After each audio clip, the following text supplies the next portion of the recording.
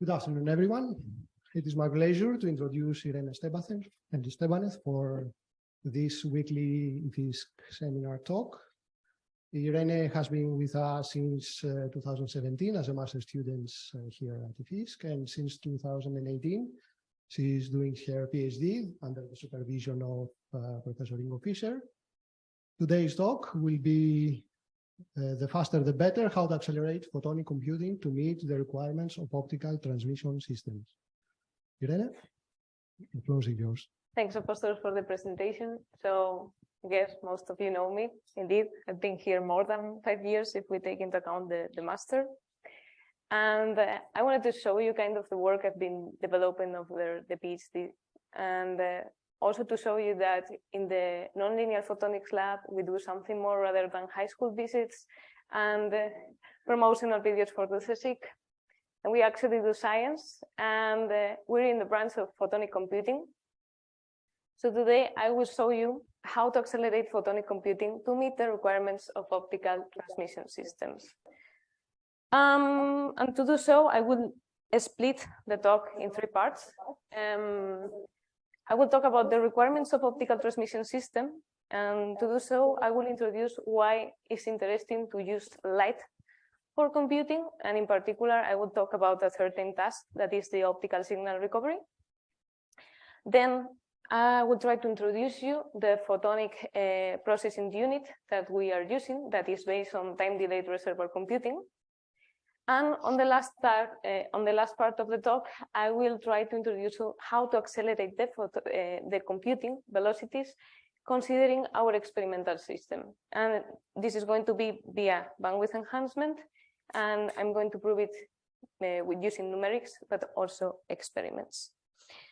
So let's start with a motivation.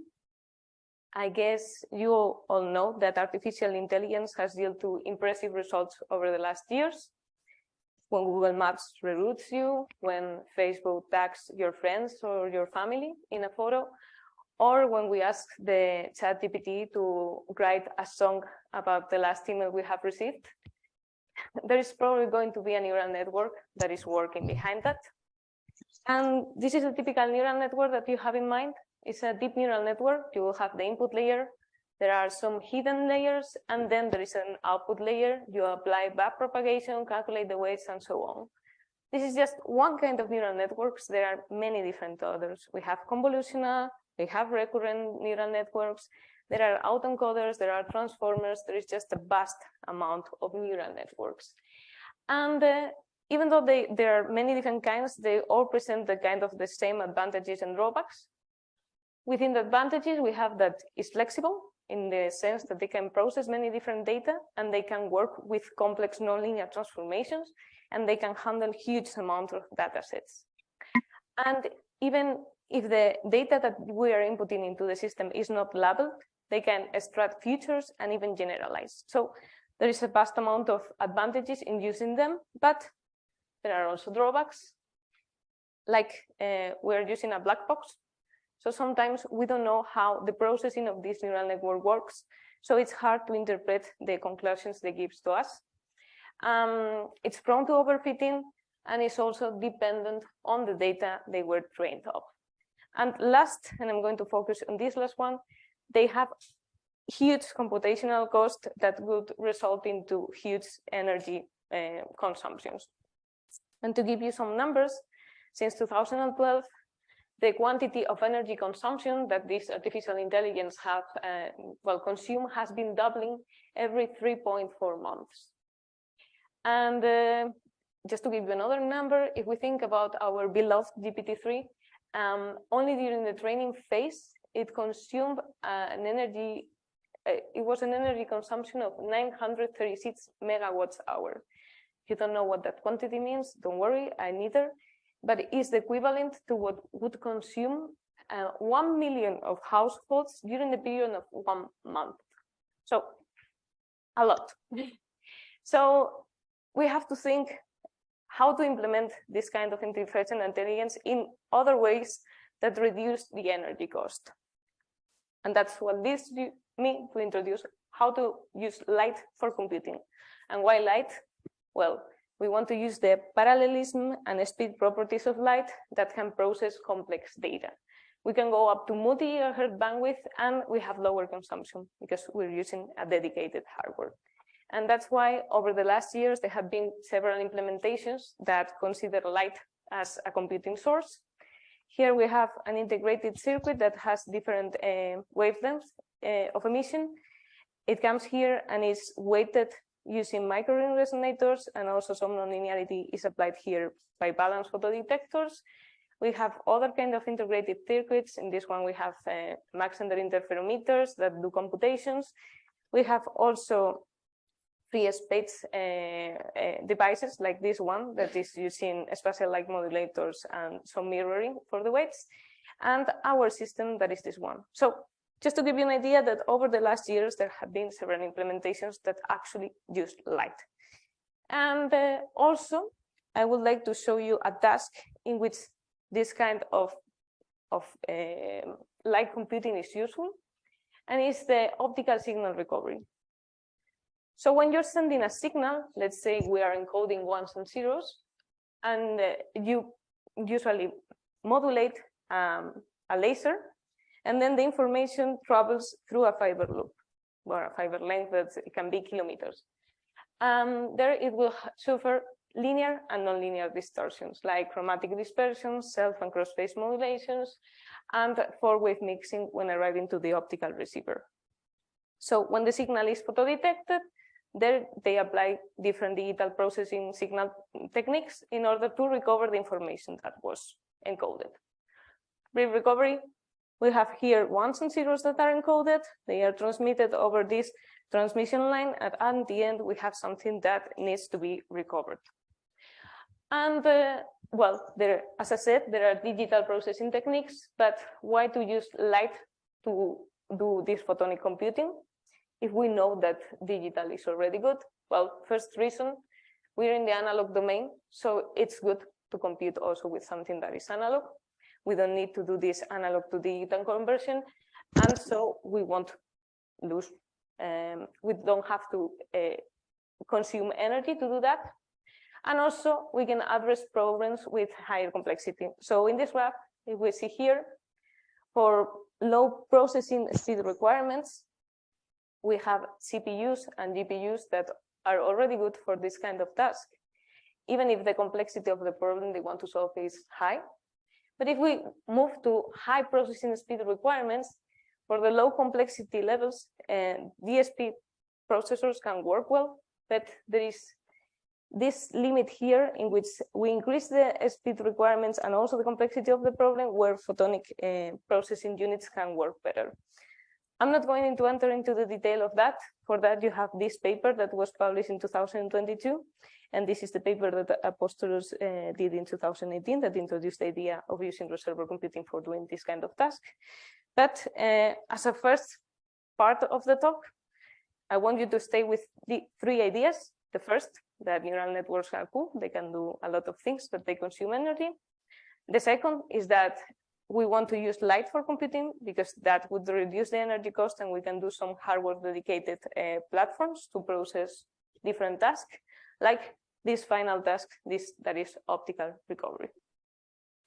So once I have introduced that, I'm going to present you the photonic processing unit that we have in our lab. And that is based on a concept that is called reservoir computing. Reservoir computing is a machine learning technique that has a recurrent neural network in which you have several recurrences, but the connections within the reservoir and the connections that connect the input to the reservoir are fixed.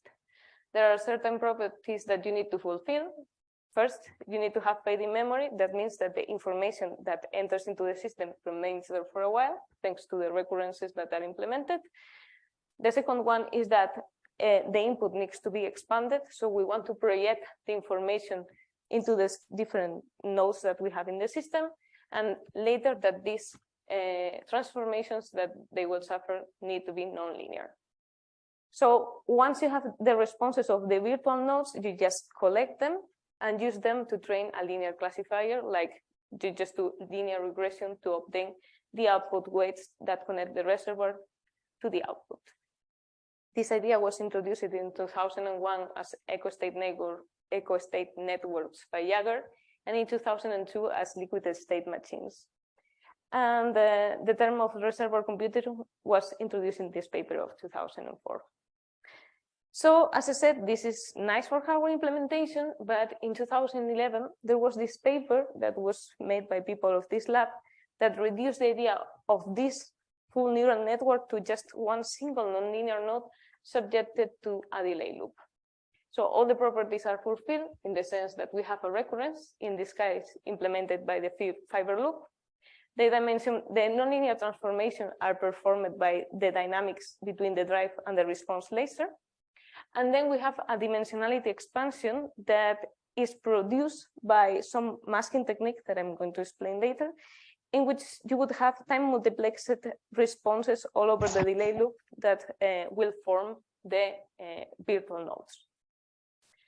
So to explain it a little bit in detail, as I said, we have a delay loop of length tau. And we have the information that we want to process. Let's take this information that is discrete. We're going to hold it for a period of time that it is equal to the delay length of the loop.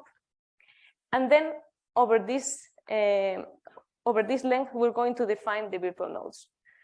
That is a random mask that is applied and is kept constant, and is going to define the virtual nodes that are multiplexed all over this delay loop. So if we have here, this is the first piece of information, so input 1, and here is masked. I don't like this. Okay, this is better.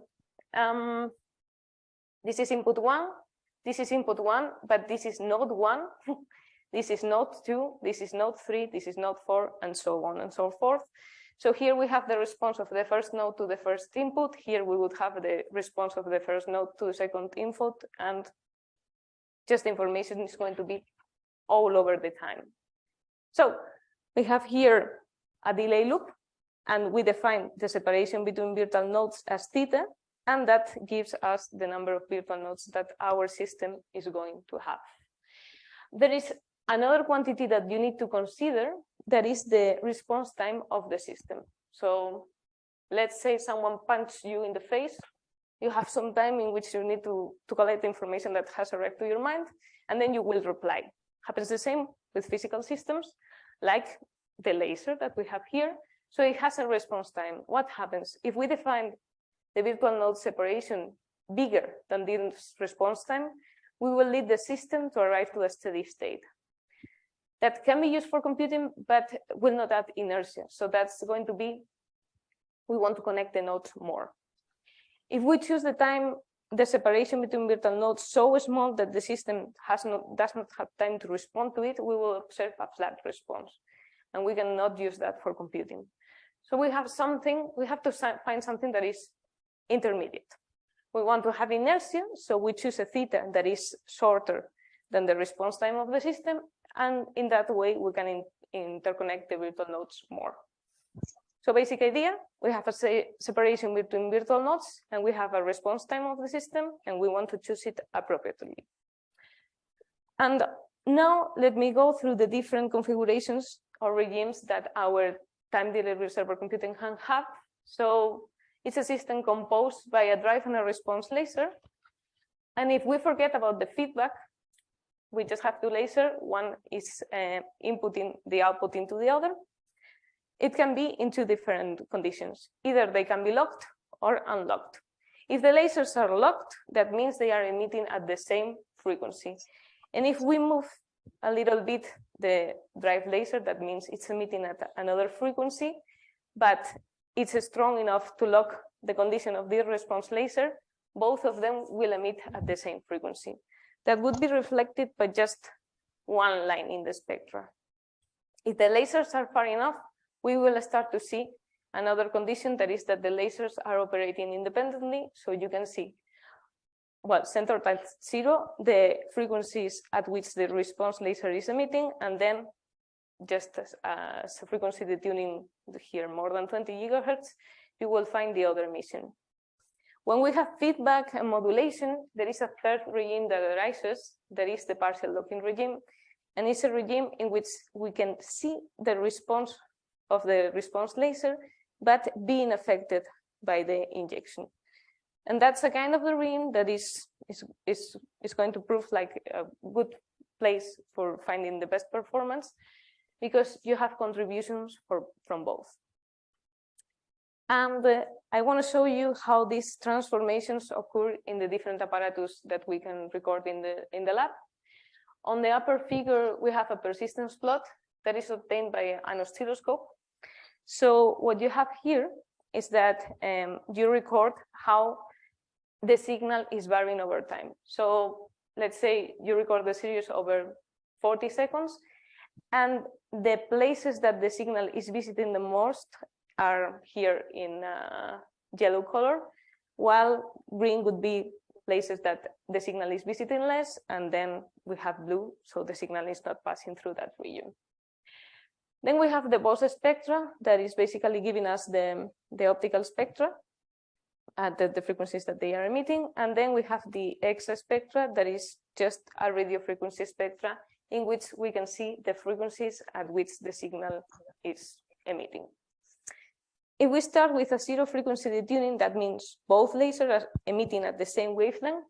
We can see that they are locked. There's only one peak of emission and some sidebands, and there is a transformation of the input and also some frequencies that appear.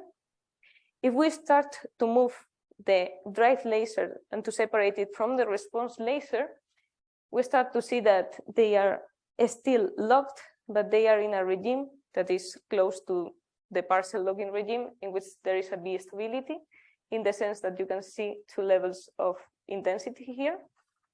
And some frequencies begin to arise also for the high frequency components. If you separate even further, you start to see the optical response of the response laser. And you see that more frequencies are excited, and that is reflected also here. You see faster oscillations.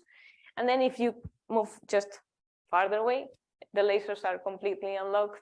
The signal to noise ratio has increased, and you can see that there are less pronounced frequencies here. So yeah, for the moment, we have to take care of the separation of the virtual nodes, and depending on our parameter that is the frequency detuning, we can have different nonlinear transformations. How it's implemented in the lab? Just going from the minimalist expression to the sketch to real life. What we have is a drive laser that is the one that we encode the information. So here is the injection, is passing through an isolator not to have back reflections. And then here we use a Mach-Zehnder modulator that modulates the signal accordingly to this arbitrary waveform generator. The signal enters into the system via this coupler, goes through the response laser, suffers the nonlinear transformation. Part of the signal goes to the feedback loop again. So this is where the recurrence is implemented. And part of it goes through an isolator, amplification, filtering, and finally photo detection to build the output layer. This attenuator here is controlling the feedback strength. That is how much information is going back. And if we show that on the lab, what we see here is the two lasers. This is the injection laser and the response laser.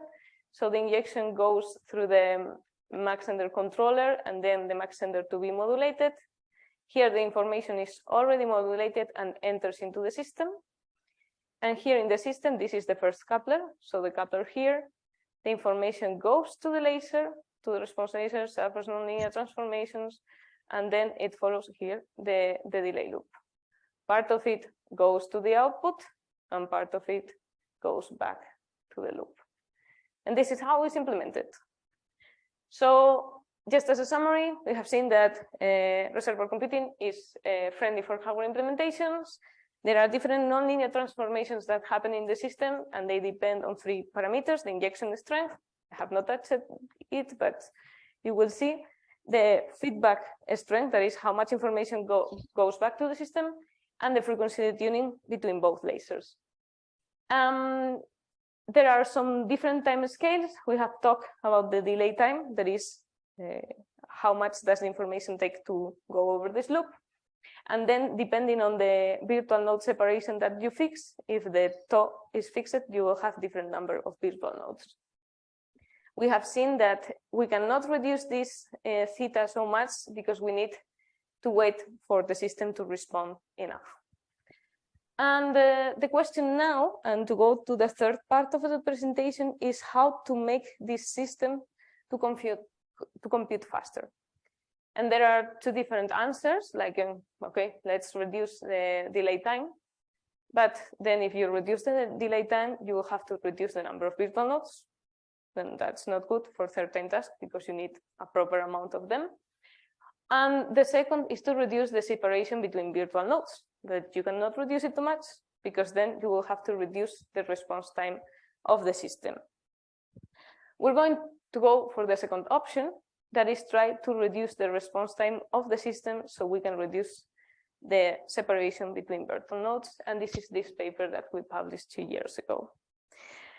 That leads to the third part of the presentation. So here, I want to use a technique to increase the response bandwidth. So if I want the system to respond in a shorter time, that means I want to enhance the frequency at which it operates. And to increase the modulation bandwidth of the system, we have two options. Either we buy semiconductor lasers with higher modulation bandwidth, but still they would be restricted by some frequency that is called the frequency of relaxation oscillations, or we can get profit of this configuration that is master-slave, because it has been shown that if the lasers are under a strongly injection-locked configuration, they exhibit enhanced bandwidth response with respect to the free-running case.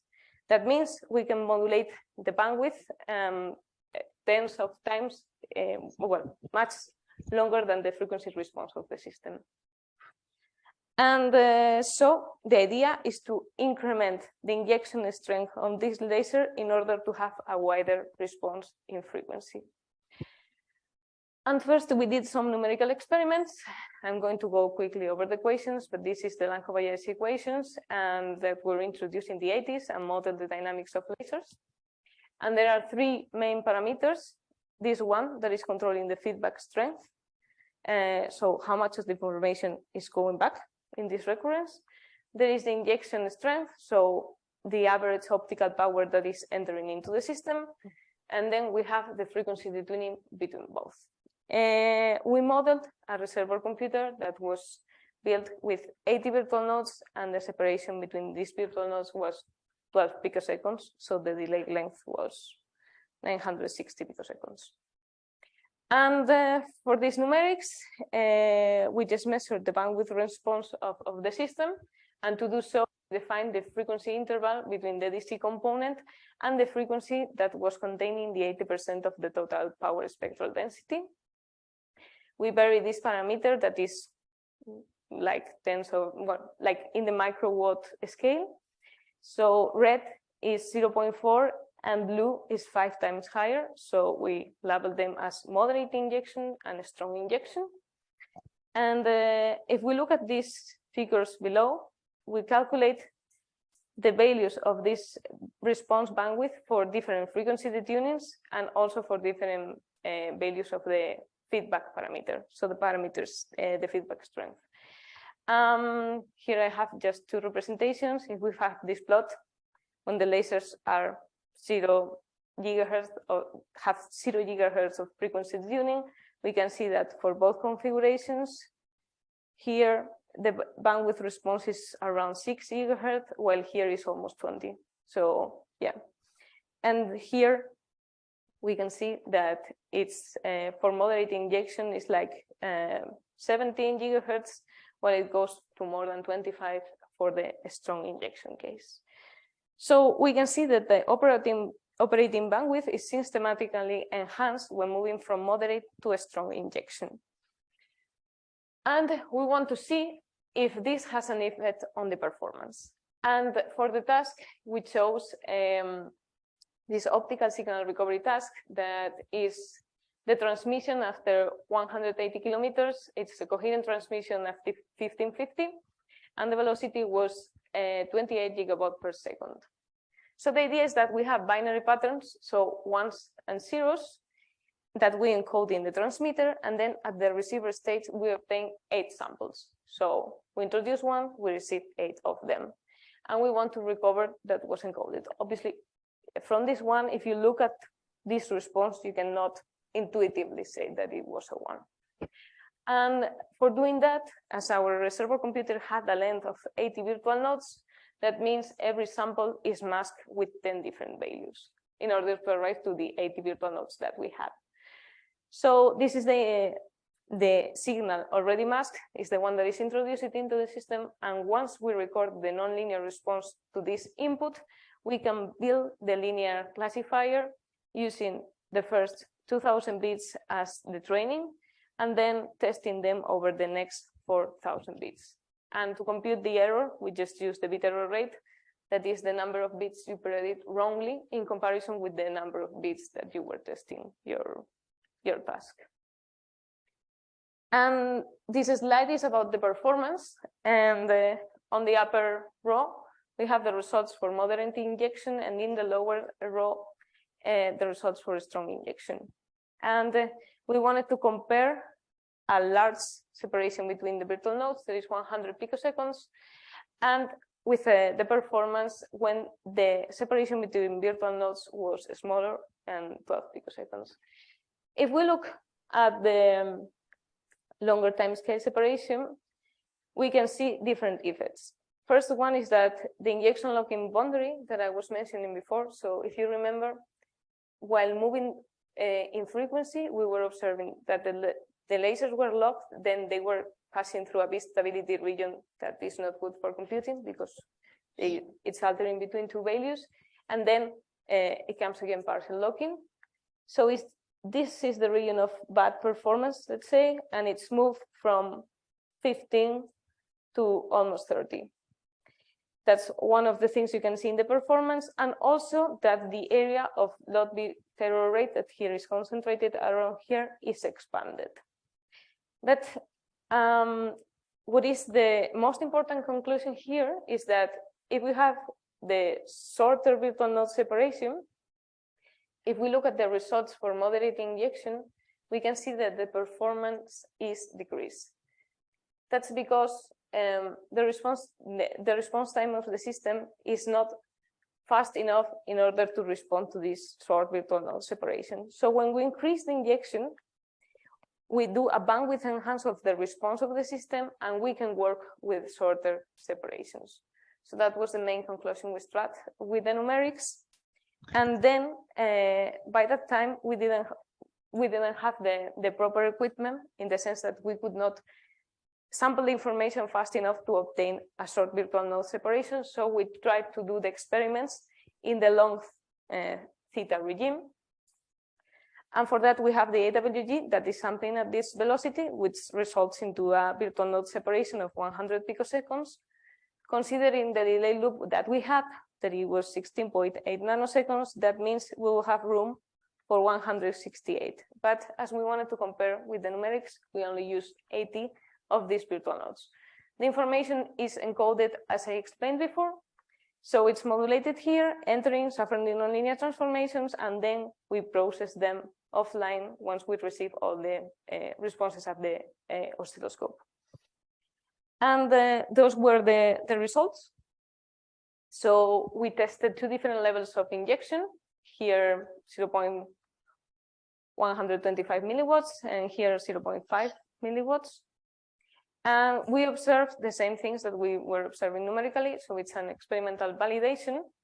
First, that the injection locking boundary was shifted to more negative detunings. So this region of lower performance is shifted from less than 10 to more than 15 gigahertz.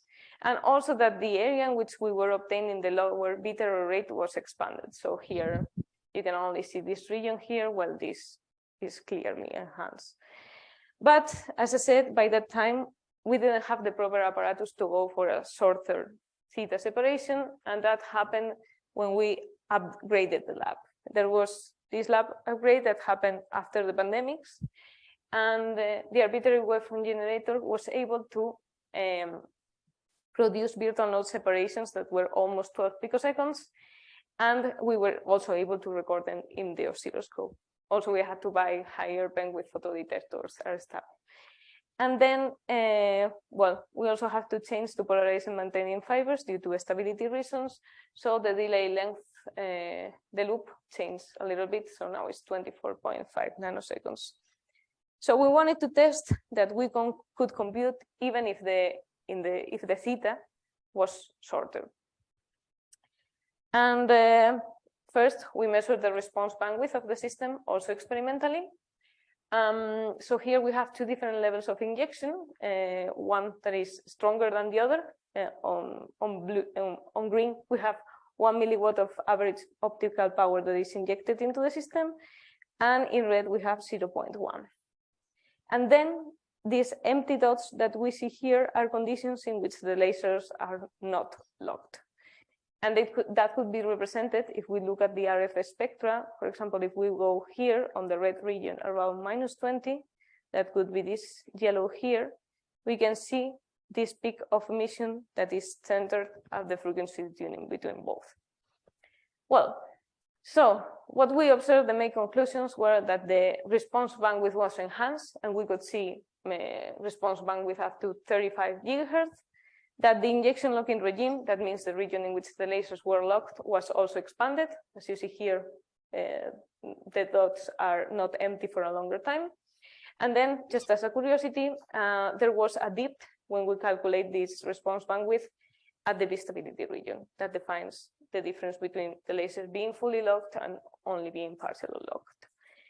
And the task we tried, just to see if the system was able to operate in this faster regime, was the Santa Fe one-step ahead prediction. And for that, you just do the same thing. You consider the input, that could be 1 point of the Santa Fe time series. You hold it for time, and you mask it with the number of virtual nodes that you want to use. You use the responses of the first 3,000 points as a training, and then you test it with the normal mean square error with the next 1,000 points. If you sample the information so fast as 12 picoseconds, you will have room for 2,080 virtual nodes. But we wanted to compare both scenarios, the scenario in which you have a longer theta and also a shorter theta. So if we fast the information with 93.5 picoseconds, that would result into a space for 260 virtual nodes. So we're going to use the same number of virtual nodes for both the longer theta and the shorter theta. And the results that we obtained for the Santa Fe time series predictions are the following. Here we have the shorter virtual node separation, and here the longer one. And we can see that the best performance was obtained in the region that was just after the V-stability. So here and here, and for the lower injection here and here. Then we saw an overall better performance when we increased the injection, the injection strength for both cases. And then there was a bigger difference in performance for the case of shorter theta. So we demonstrate that we are able to compute with shorter virtual node separation because of this bandwidth enhancement. And also we reach very low prediction errors. That's just a quantity. It's considered that for an experimental implementation, an error below 0.1 is something that is already good. So what we proved is that if we increase the injection, we can work with higher data rates. That means we can reduce the theta. And I want just to say that that does not imply that we are computing faster, because we still need to wait for the full loop in order to process the information. And for that, we'll need to reduce the tau. And you can find the results that are published in this paper here. There is an archive preprint. That was everything. Just as a summary, there are 3 parts of the talk. On the first, I presented what was the advantages of using photonic computing over traditional electronic computing, at least for certain tasks. We have more energy efficiency, and sometimes in terms of performance, as the paper I cited. On the second part of the talk, I introduce our photonic processing unit, and I show you how to use it to do optical signal recovery or time series prediction. And then I wanted to show you how we can accelerate this processing speed by increasing the injection strength. And it was both numerical and experimentally. But as I said in the last part, there are some restrictions. Even if we know that we can process information faster, we will need a shorter delay. And for that, we will need to go for photonic integration. And there are other opportunities because all the results that I have shown you here are just with intensity modulation. And you can also use the phase modulation for this kind of stuff. And that's everything I wanted to tell you. Thank you for your attention.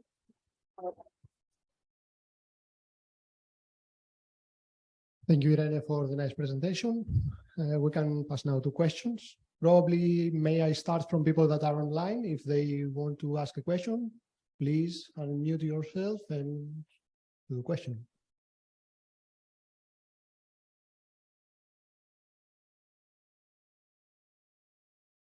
Maybe just hi, can you hear me? Yep. Yes, Roberta.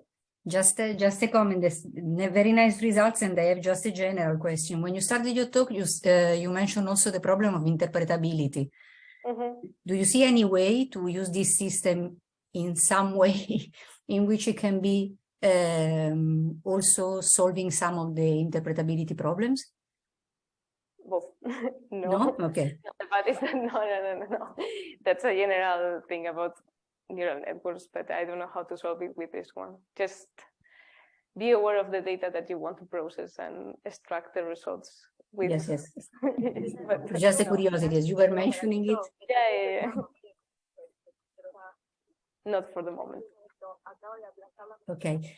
And these things about the transition between at some point, if I got it, is there anyone else talking? It seems so. Well, it's talking on. Hi, but it's not intended to be. Okay. Just a question about, at some point you mentioned that you have did you have an improvement going in the transition region between the locking and unlocking? Yeah. Sorry, what's the question? There is a region, there is a transition. At some point you had a transition. I mean, there is always this question of being at the edge. No, this I understood you get better performance in the partial locking. But at some other point, you were mentioning that there was a transition in which you had an improvement at the edge of a transition. And I didn't get if it was another instability transition into the system. Maybe I got it wrong, sorry. So the fact is that there is full locking that we know is that the injection laser is emitting at the frequencies of the response laser is emitting at the frequencies of the injection laser. And then there is the part in which they are totally unlocked. And there is something in between, but it has different transformations. Like, for example, in this slide, there is this stability region that happens right before entering into the partial locking. And that's not good for computing, for example, because it fluctuates a lot. So you can see the two levels, and that's not good for computing. We want to have something with consistency, but it's still a rich response. So it's a trade-off between both. Okay. It's a continuous, I would say. It's not just something sharp. Okay. In which of the plot there is this? Because part of the problem I had is that we do not see the pointer online. So I don't know which graphic you are speaking about. So if you look at it's labeled as frequency detuning delta omega, which should be delta F, by the way, equal to 20. Okay. So in the upper.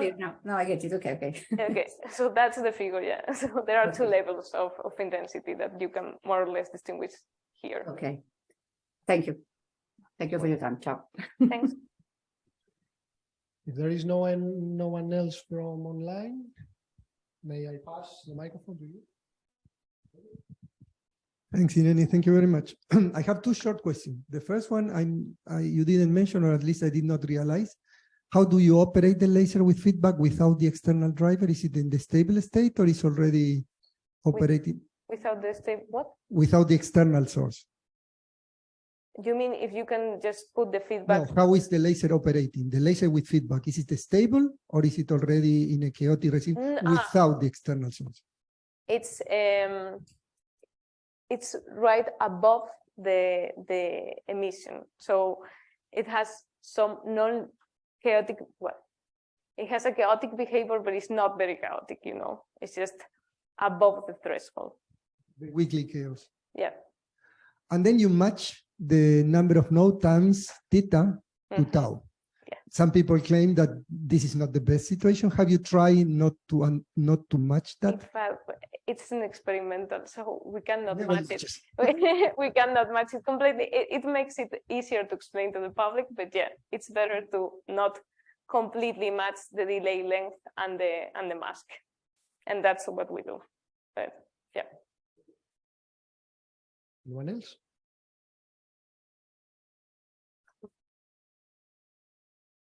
Thank you for the presentation.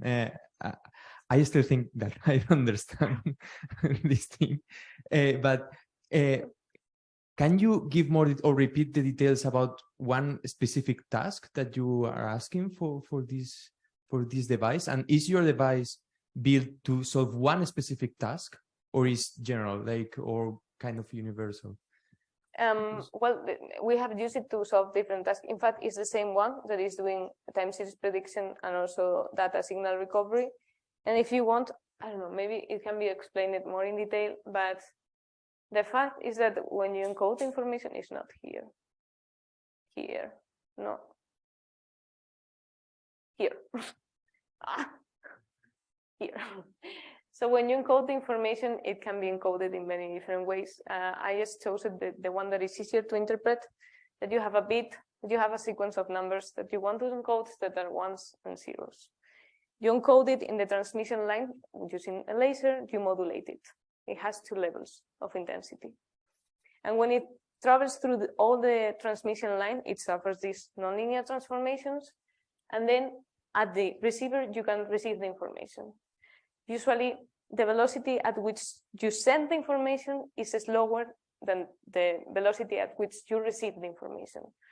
So here, for one single bit that we sent, we recover 8 samples of that bit. And that's the information we have. And you can do different things to process that. And in our particular case, we want to expand this dimension of 8 samples to 80.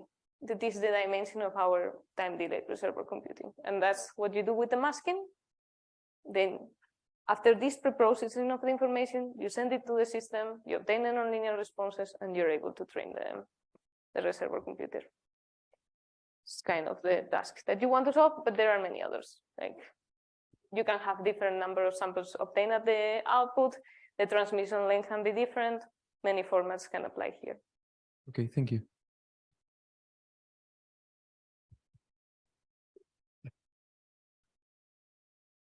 I don't understand exactly why you need to sample 8 times and do a masking of 10 values for each sampling. Is that equivalent to making one sample and 80 masks of that?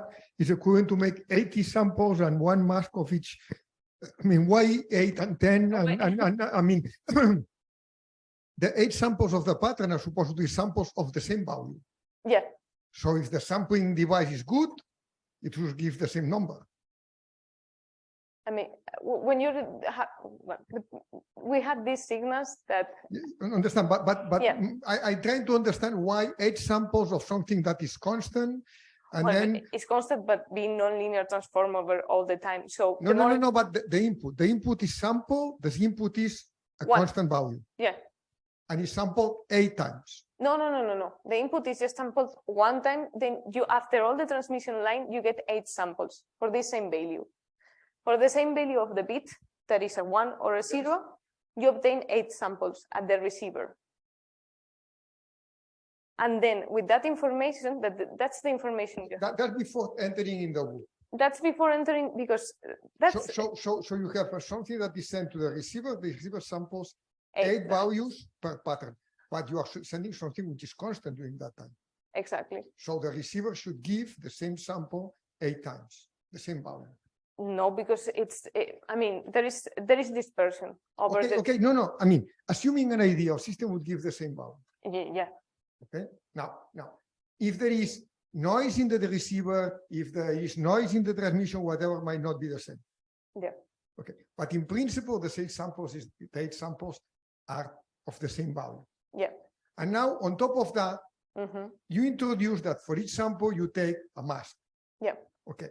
So my question is that equivalent to have one sample and do 80 masks, or to do 80 different samples, or Yeah. whatever other combination? Yeah. I mean, if we would have 80 samples of one bit, we would use them to do the reservoir computing. We won't need to additionally add a mask. But the problem is that you usually have one value. For example, for the time series prediction task, that you only have one sample. But here you have 8. Yeah, but you want to expand the dimension of the system. There is a proper number of virtual nodes that you want to use. So we saw that it's around 80 virtual nodes for the case of the telecom task. For the Santa Fe time series prediction, you need hundreds of them. So for the Santa Fe time series prediction, you just have one point in the time series, and you mask it to obtain 260. For the data transmission time, it happens that you have 8 samples in this task, and you want to have a higher number in order to do the computing. So you want to expand it to 80. So let me put the question another way. Why do you have 8 samples for this task per pattern, and in other cases you only have 1? What determines that? The optical receiver that you're using depends on the kind of task. For example, for the PAM4 that we were addressing in the other paper, I just had 2 samples. So I had to use these 2. Okay, but yeah. Ferry is right. I mean, it depends what is the information that you put into your reservoir. If you have available sampling in your input signal, which is actually in this case the output of transmission, you get the most of the output that you can. It doesn't matter if you encode one level, the output, if you have enough sampling, will give you more information to put in the reservoir. If you have only one sample at the output, you will need to mask it 80 times. And clearly it is not the same, because if you have a slower sampling rate at the task, which is here, for example, the transmission, you need to introduce only one piece of information and mask 80 times. This is not equivalent having more information from the physical system, which is the 8 samples or 10 samples. This depends on what is the sampling rate possibilities that you have. Clearly, with the new telecom equipment, even with 28 gigabaud, we can have 8 and 10 samples at the output, although we encode at this rate, and use this information to feed the reservoir. So my answer to your question would be, no, it is not equivalent. It depends how many samples you are using, because this is a different information that you put into the reservoir. How do you train then the system? I mean, you have 8 points, they go through the mass, and then you have a target that is going to be the same for the 8 points. Imagine that you receive that after the training, the system gives you, the first is a 1, the second is a 0, the third. Then it's like the winner take it all, or something like that?